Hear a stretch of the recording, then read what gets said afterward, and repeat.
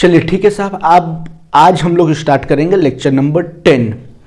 Lecture number 9 में हमने numericals एक आपको समझाने की कोशिश की थी। आज एक और न्यूमेरिकल लिया हूं और आशा करता हूं इस न्यूमेरिकल से जो आपका कॉन्सेप्ट है वो और भी शार्प होगा और भी क्लियर होगा। ठीक है, चलिए देखिए साहब, एक क्वेश्चन है, इस साइड क्वेश्चन है और इस साइड सॉल्यूशन है। ठीक है, हमने पार्ट बाय पार्ट कर दिया है। ठीक है, सो दैट कि आपको बहुत ही आसानी से चीजें समझ में आ जाए। क्वेश्चन में दिया हुआ है कि प्लान्ड प्रोडक्शन मतलब 10,000 पीसेस हमको बनाना है। क्या बनाना है ये क्वेश्चन में नहीं दिया हुआ है, बस क्वेश्चन में ये दिया हुआ है कि हमको 10,000 पीस कोई भी प्रोडक्ट हो उसको फैक्ट्री में बनाना है साहब। तो क्या क्या क्वेश्चन में दिया हुआ है? रॉ मटेरियल दिया हुआ है कि 12,000 किलो की जरूरत पड़ेगी रॉ मटेरियल, और जो 60 रुपीज़ पर केजी के हिसाब से मिलेगा। ठीक है, दूसरा है उसके साथ साथ हमको लुब्रिकेंट का भी जरूरत पड़ेगा, वेल्डिंग रॉड का जरूरत पड़ेगा जिसकी कीमत होगी 20,000 रुपया। और ये सब चीज़ को मंगाने में फैक्ट्री में तो लाना होगा ना रॉ मटेरियल और बाकी सारी चीज़ें, तो उसको लाने में जो भाड़ा खर्च होगा, फ्राइट एंड हैंडलिंग है ना, जो भाड़ा खर्च होगा वो 15,000 रुपया खर्च होगा। ये आपका सारा रॉ मटेरियल का सारा जानकारी दिया हुआ है। दूसरा ये लेबर कॉस्ट के लिए, डायरेक्ट लेबर। यहाँ पर दो प्रोसेस में काम होना है, हमने आपको बताया था प्रोसेस कॉस्ट। तो यहाँ पर एक प्रोसेस ए है, प्रोसेस बी है। जब प्रोसेस ए होगा तो वहाँ पर 800 घंटा काम होगा और वो 200 रुपया प्रति घंटा के हिसाब से लेबर लोग चार्ज करेंगे। 800 घंटा काम करेंगे प्रोसेस ए, यानी कोई भी एक मशीन होगा मशीन 1 पर, और प्रोसेस बी में हो सकता है नेक्स्ट मशीन में, नेक्स्ट प्रोसेस में जो लेबर होंगे वो 400 घंटा काम करेंगे 220 रुपया प्रति घंटा के हिसाब से।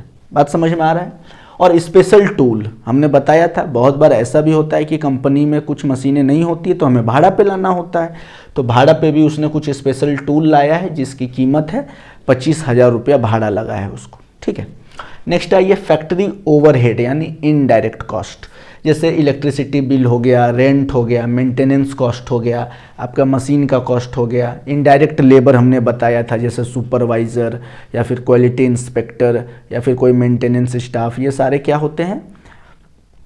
इनडायरेक्ट कॉस्ट में काउंट होते हैं। इनको जो भी पैसा मिलेगा वो इनडायरेक्ट कॉस्ट में काउंट होगा, है ना। तो फैक्ट्री ओवरहेड में मान लीजिए हमारा कितना खर्च पड़ रहा है, 3 लाख रुपया खर्च पड़ रहा है। ठीक है, अब दिया हुआ है कि जो मशीन है वो मशीन को टोटल चलने की कैपेसिटी कितना है? 3,000 घंटा।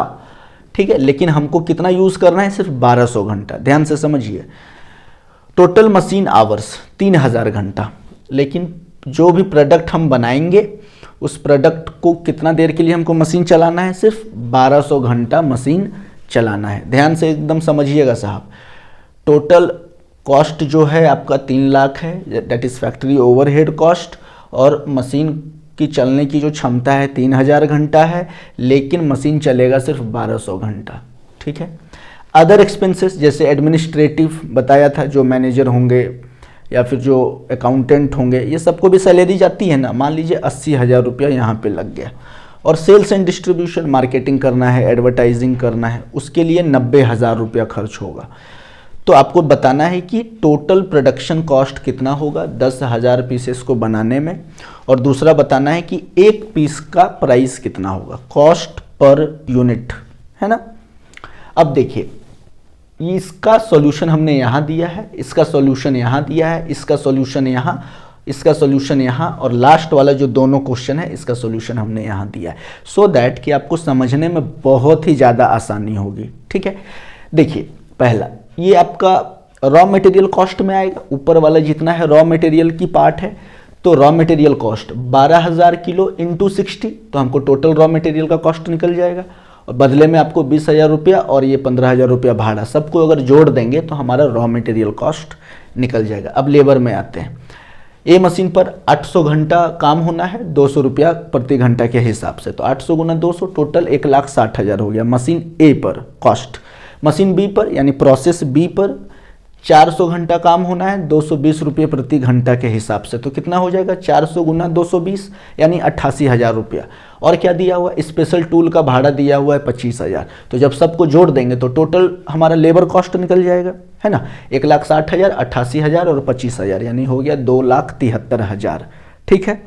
आइए तीसरा में फैक्ट्री ओवरहेड में, यहाँ बताया हुआ है कि 3 लाख रुपया हमको खर्चा है ओवरहेड में और मशीन चलने की क्षमता है 3,000 घंटा। तो हम बताएंगे क्या कि 1 घंटा चलने के लिए मशीन कितना पैसा लगेगा। अगर पर आवर मशीन चले तो ओवरहेड टोटल हमने खर्चा 3 लाख रुपया और एक मशीन की चलने की क्षमता है 3,000, तो 100 रुपया पर घंटा, है ना, 100 रुपीज़ पर घंटा के हिसाब से मशीन का खर्च बैठेगा। बात समझ में आ गया। अगर मशीन 1 घंटा चलाते हैं तो 100 रुपये आपको खर्चा होगा, लेकिन कितना चलाना है प्रोडक्ट को बनाने के लिए मशीन 1200 घंटा चलाना है। तो टोटल कॉस्ट कितना हो जाएगा 1200 घंटा और 1 घंटा का 100 रुपये लग रहा है, तो 1200 गुना 100 1,20,000 हो जाएगा। समझ में आ रही है। अदर खर्च जो है एडमिनिस्ट्रेटिव खर्च, है ना, और सेल्स एंड डिस्ट्रीब्यूशन का खर्च, तो देखिए अदर एक्सपेंसेस में 80,000 और 90,000 दोनों को जोड़ेंगे तो 1,70,000 मेरा एक्स्ट्रा खर्च है जो मार्केटिंग में जाएगा या फिर जो ऑफिशियल चीज़ें हैं एडमिनिस्ट्रेटिव चीज़ें हैं वहाँ जाएगा। तो हमको अब निकालना है टोटल प्रोडक्शन कॉस्ट। तो टोटल प्रोडक्शन कॉस्ट निकालने का फॉर्मूला हमने बताया था आपको, direct cost plus indirect cost plus other expenses. Direct cost में क्या आएगा आपका रॉ मटेरियल कॉस्ट और लेबर कॉस्ट, ये दोनों डायरेक्ट कॉस्ट है। फैक्ट्री ओवरहेड ये इनडायरेक्ट कॉस्ट है और अदर एक्सपेंसेस तो है ही एक्स्ट्रा। बात समझ में आ रही है ना। तो बस सबको हमने जोड़ दिया टोटल प्रोडक्शन कॉस्ट को निकालने के लिए, डायरेक्ट कॉस्ट ये दोनों प्लस इनडायरेक्ट कॉस्ट यानी factory overhead plus other expenses. देखिए सबको जोड़ेंगे तो आ जाएगा 13,18,000 रुपया टोटल, है ना। अब हमको 10,000 पीस बनाने के लिए टोटल कितना फैक्ट्री का खर्च पड़ रहा है 13,18,000 रुपया। बात समझ में आ रही है ना।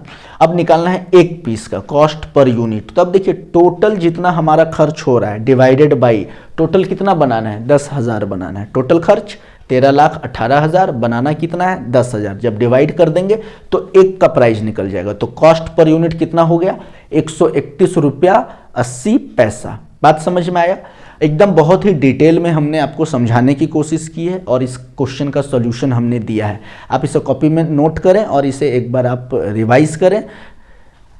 श्योरली आपको ये जो कॉन्सेप्ट है आपको बहुत ही अच्छे से समझ में आ जाएगी। आई होप आपको समझ में आया होगा कैसे हम लोग टोटल प्रोडक्शन कॉस्ट को निकालते हैं। और यहीं पर हम लेक्चर नंबर 10 को समाप्त करेंगे और जो कॉस्ट एस्टिमेशन का जो सेक्शन है यहाँ पर कंप्लीट होता है। ठीक है साहब। और अब नेक्स्ट लेक्चर में हम आपके साथ किसी नए टॉपिक के साथ मुलाकात करेंगे। तब तक आप अपना ख्याल रखिए, मन लगा के पढ़िए और मुझे दीजिए इजाज़त साहब। जय हिंद।